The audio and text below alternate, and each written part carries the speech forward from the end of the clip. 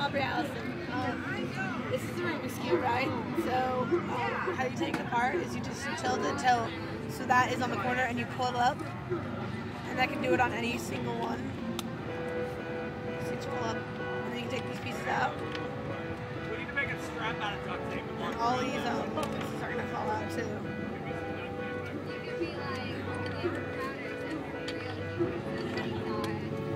So now we have all these pieces off. All these pieces are going to come off too.